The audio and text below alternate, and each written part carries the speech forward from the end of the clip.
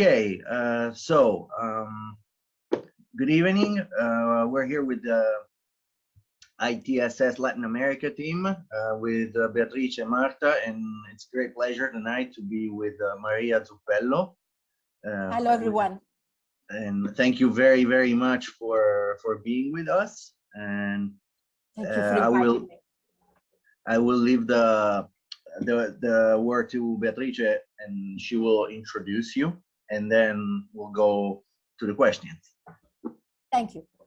So Maria, welcome again, and thank you for being with us. So I'm just giving a short introduction. So Maria Zuppello has a 25 years experience in investigative reporting and has widely covered political and social issues in Brazil before, during, and after the Dilma Rousseff impeachment.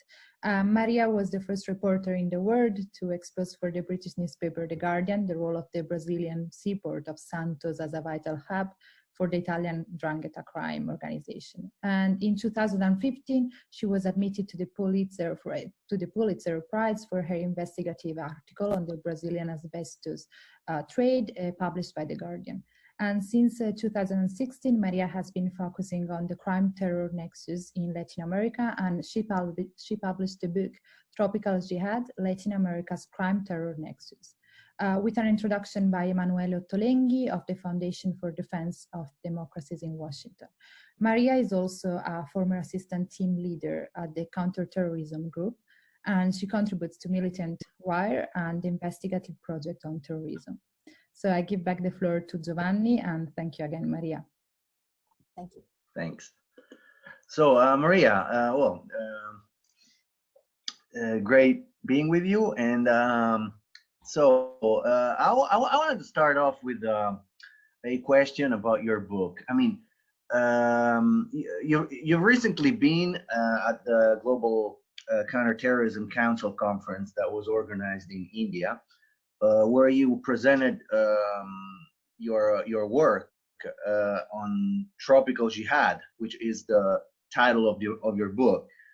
So how did this idea come out, and what is the current situation in Latin America? Could you give us an overview? Yeah, sure. Thank you for inviting me. As you say, Tropical Jihad actually is not just the title of my book, but is an underestimated, in my opinion, field of research, which is the crime-terror nexus in Latin America. It means that we need more research on the Shiite and Sunni terrorist networks here in Latin America, and then check whether they can found themselves through illicit activities like drug trafficking and money laundering. In my book, one of the main points of my book is that the cocaine is becoming the new ATM for jihad. As you know, cocaine is produced in Latin America, especially in 3 countries, Colombia, Bolivia, and Peru, but we have other countries like Brazil and Paraguay, for example, that became, over the time, hubs for cocaine smuggling to Europe or US. And cocaine is a kind of magnet attracting organized crime groups, but also jihadist groups. The dirty cake is attracting a lot of people. Why? Because, as you know, the size of a global illicit drug market is huge. It's more than $220 billion annually, according to the United Nations Office on Drugs, and Latin America play a vital role. Although the focus of my book is on Sunni and Salafist networks in the different countries of Latin America, I also mentioned Hezbollah, because Hezbollah was the pioneer group in Latin America in terms of crime-terror nexus. Keep in mind that the word narcoterrorism was coined in Latin America in the 80s in Peru by Peruvian President Fernando Belaúnde Terry as a result of a Sendero Luminoso terrorist groups' use of cocaine trafficking. So there is a background. Cocaine, illicit activities are appealing for jihadist networks. Why? Because jihadists in Latin America can go underground, can have false documents, can find a logistical support for attacking, for example, in the United States, can smuggle and find weapons. It's easy to find Kalashnikov in Brazil, as well as in Paraguay. They can organize military training, military camps, and they can find new mujahideens through religious conversions. Why? Because the continent is huge, is almost 579 million of people. Most of them live in poverty. As you can imagine, radical ideas and jihadist group have all the cards to recruit. And also because Latin America is populated by Muslims who have been migrating for decades. There are no official census about Muslim population in Latin America. We have some organizations that try to provide figures. For example, according to the Islamic Organization for Latin America, there are about 6 million Muslims living in South America. Most of them are Sunni, of which 700,000 live in Argentina and 1 million in Brazil. Many of them had emigrated from the Middle East since the turn of the 19th century, but a lot after 9/11, Suriname, Mexico, Peru, Chile, and Venezuela. Why this part of the world is quite critical? I want to provide you some facts, some examples that can give you an overview, not only in Brazil, but all around the continent. Last December, the US Treasury Department had the Brazilian network of individuals and companies reportedly linked to al-Qaeda, to its terrorism list. 3 people, some of them Egyptian-born Brazilian or Lebanese-born Brazilian, were designated to have their assets and accounts in the US frozen. September 2018, in Brazil, Brazilian authorities arrested Hassan Barakat, a Lebanese man who the United States suspect is one of the major financial backers of Hezbollah. July 2016, in Brazil, the Operation Hashtag uncovered a jihadist network supporting the Islamic State's emplotic attacks during the Olympics in Rio de Janeiro. Going back to the 90s, it's a no, but it happened. Osama bin Laden and Khalid Sheikh Mohammed, the 9/11 mastermind, visited Brazil. Why is not clear, probably to organize the funding, organize the people helping in the logistic of the attacks. And then going back to 1994 and 1992, we have 2 attacks, the army attack and the Israeli embassy attack in Buenos Aires, Argentina. So as you can see, the situation is quite tangled. I don't know if you want to go to the next question, but I think that these questions are in a certain way a list. Yeah, I mean, as far as we understand, so basically, terrorists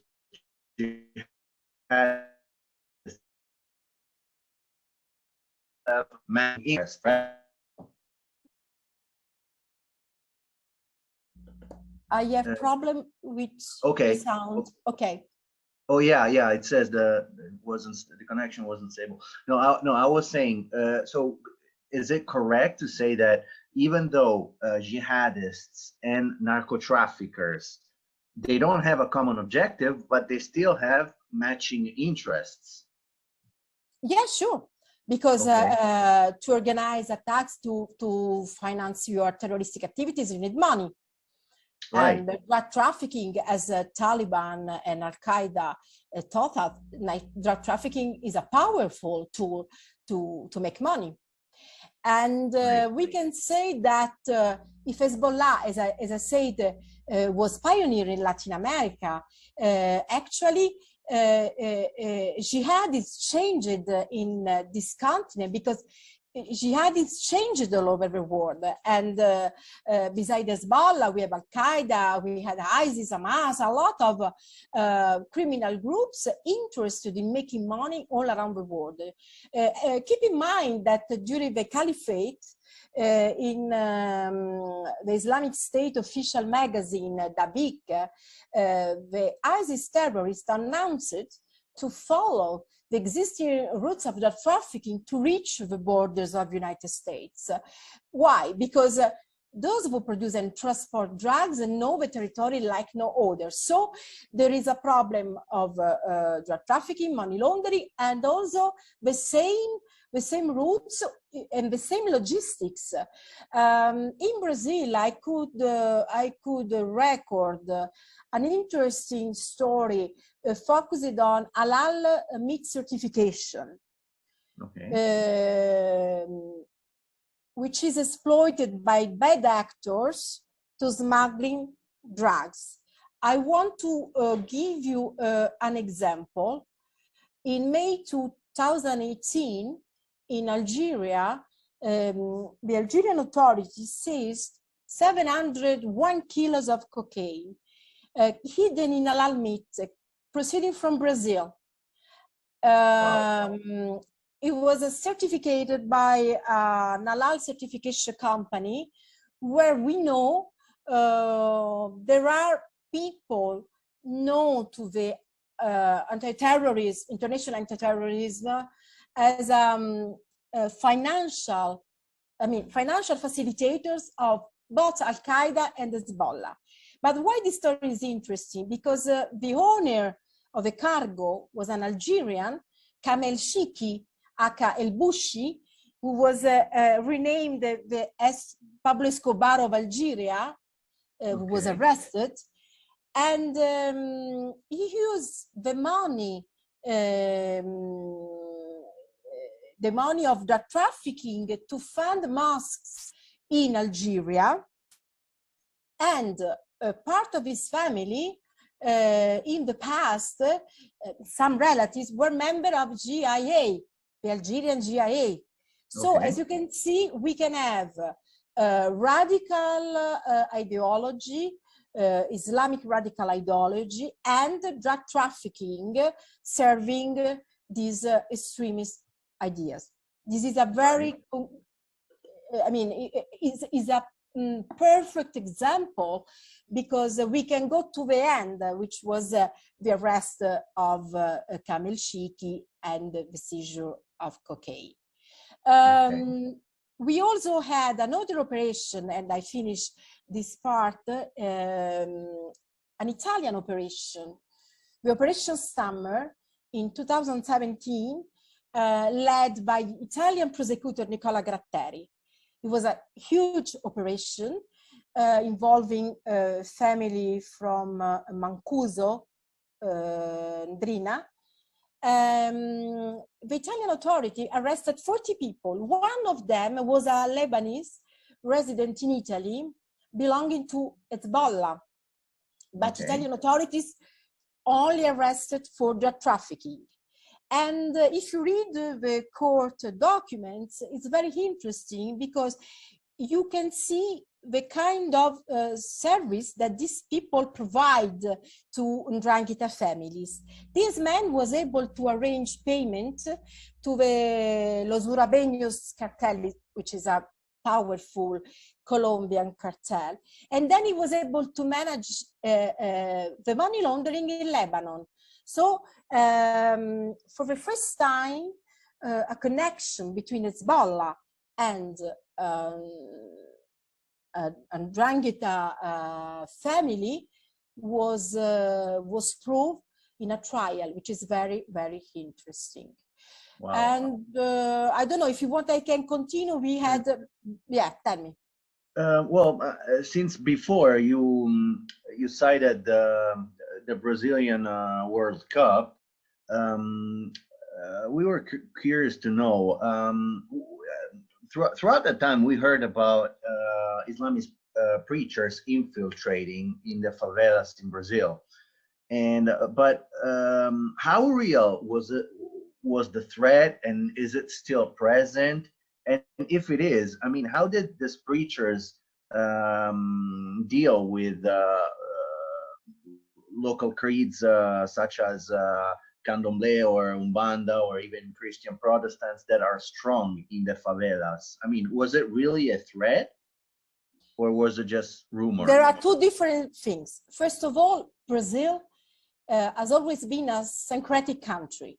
So it always welcomed people from all around the world, from all kinds of religions. It's not like in Europe where we have walls between people, cultures, and religions. So it's very easy to penetrate Brazil because it's a kind of naive country, it's a young country. And the threat is true and is very powerful. Before talking about hashtag operation, I want just to tell you what will happen in the future. Last January, so we are talking about 20 days ago, some Latin American Islamic associations here in Brazil signed an agreement to set up a new Caribbean Islamic University, which will be the Latin America branch of Islamic University of Minnesota. They are planning to open in Brazil and Mexico. Why is scaring? Because you can see picture, if you Google, in Brazil, to present this project, Walid Idris Al-Manezei came, and this guy is a very important guy because he was also imam at a Bloomington mosque in Minnesota.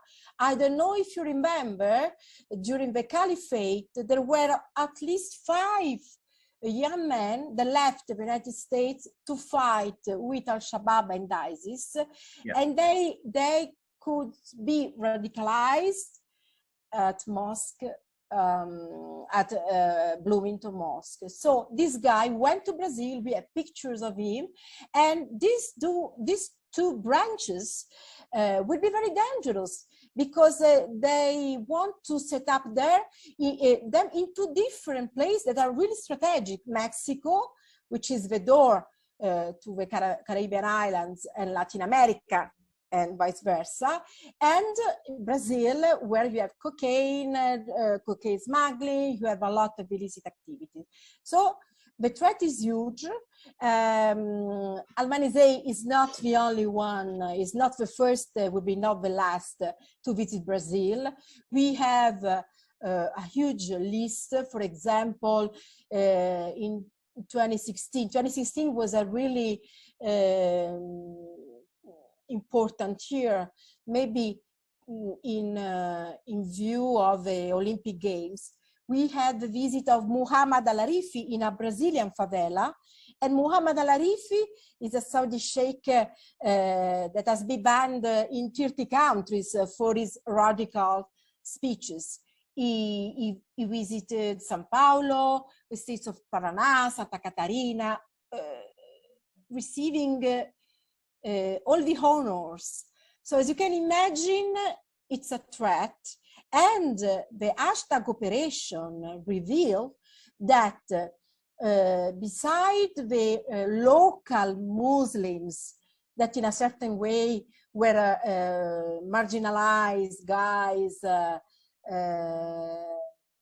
coming from very poor families, behind this network there were powerful people from Liberia, from Trinidad and Tobago, with a strong Pakistani background. So the network was much more, was larger than we can imagine. And what is interesting is that this network was able to connect Brazilian people with, for example, Algerian people living in France that on their Facebook pages declared that they knew Koulibaly, for example. So as you can see, we start from Brazil, and actually the network opened us worldwide network of jihadis. So Brazil is very critical for international jihadism. I think that now authorities know this. Keep in mind that Brazil got its first anti-terrorism law only in 2016, and this law wasn't retroactive. So it's a problem because there is a lot of material that happened before 2016, and these people cannot be on trial. But I think that now the threat is clear also for the United States, because these people are linked to other US networks, not only European. And in the same year, and I close this question, we recorded the presence of Aveiro cell. The Aveiro cell was a cell based in Aveiro, Portugal, was composed by two members that were planning an attack in Paris for the 2016 anniversary of Bataclan with other terrorists based in Strasbourg. Before, I mean, they were arrested, I think, in July. Before, they went to Brazil, two people, Abdelle Samtazi and Hisham El Hanafi, officially for a business trip, import-export of dates, but nobody believed it. And we don't know why they went here. Portuguese authority could track their stay here in São Paulo, Rio de Janeiro. They spend some days in very expensive hotel, but we don't know why they came here and whom they met. So as you can see, when we talk about Brazil, actually we talk about Europe, we talk about United States. It's not that easy. Right. And I have one last question. Since we're saying that Brazil is has a major role, what about the triple frontier between Brazil, Argentina, and Paraguay? We heard a lot about it, about Hezbollah presence and all type of trafficking. What's going on over there right now? It's worse. Triple border ranks third in the world for money laundering, just after Hong Kong and Miami. Why? Because it's a perfect place to attract bad actors from all around the world. We have three borders: Brazil, Argentina, Paraguay. We have international airports, and we have one of the largest Arab communities in South America, which is very hard to penetrate. As you said, Hezbollah was pioneering the region and still very active. But what is interesting is that Hezbollah, for example, tried to set up a new triple border in Chile. I mean, in the region between Chile, Bolivia, and Peru. In Chile is Arica and Iquique, where we have the Barakat clan, which is a very powerful Hezbollah clan. Then Peru in the region of Tacna and Puno at the border with Bolivia. And in Bolivia, we can see that we have critical stuff in El Alto and La Paz. So as you can see, we have one triple border and a second triple border. But going back to the first triple border, we have terror financing, cigarette contraband, trade on counterfeit goods, tax evasion. So all these fuel organized crime, you can imagine.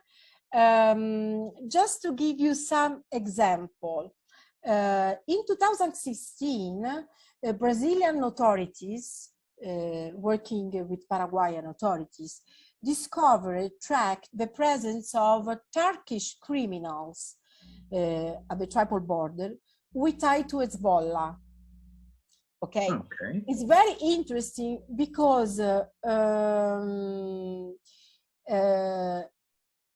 there were some cocaine, 39 kilos of cocaine that were discovered in 27 wooden crates at the Ciudad del Este airport destined for Turkey.